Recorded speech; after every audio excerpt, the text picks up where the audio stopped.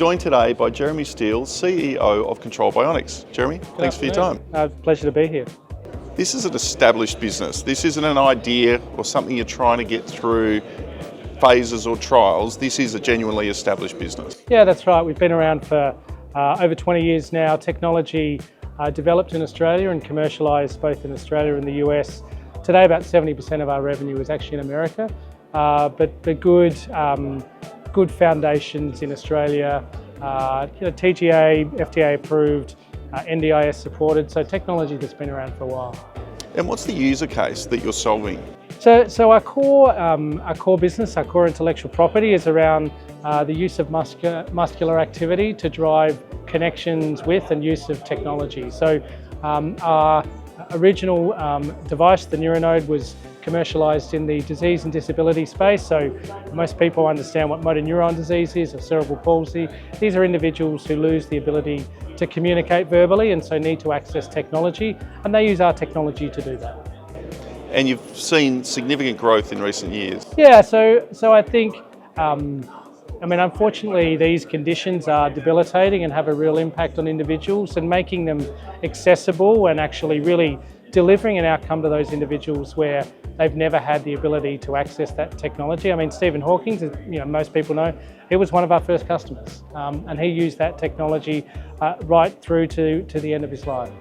And you're continuing to expand out the user case options for this technology. Yeah, that's right. So as technology advances, we've benefited from the fact that you can make things smaller. We all understand that in the context of all of our technology, but we've now developed the next generation of our device called the NeuroStrip, which it looks and feels exactly like a Band-Aid, weighs about 3 grams, which is less than the weight of a piece of paper, and that collects high quality, high fidelity physiological data, which means you can open up the range of possibilities of what you might do with that data.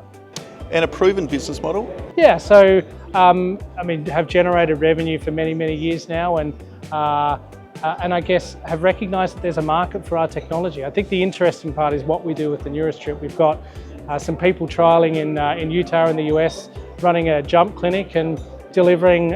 One guy increased his jump height by 8 inches through the use of our technology. That's for basketballers, for anyone that's a meaningful height, but yeah, for basketballers, that's the difference between getting on an NBA team and maybe not. And where to from here? What should investors be focusing on from the company? Yeah, so I think the important thing that we've talked about since I joined 18 months ago through to today, and you'll see us talk about for the next 12 months, is delivering continued growth in our core part of our business, which is the disease and disability space, selling our NeuroNode, which is our own intellectual property, selling that into brand new markets through distributors where we can make great gross margin and deliver revenue growth without fixed cost increase. And the NeuroStrip is really the blue sky. How do we take this fantastic product and create some really interesting ways in which you can diagnose and treat conditions and advance sports people's activity? An established business, established revenues, growing user case and blue sky potential. Exciting times ahead for Control Bionics and its shareholders. Jeremy, thanks for your time. Appreciate it. Thank you very much.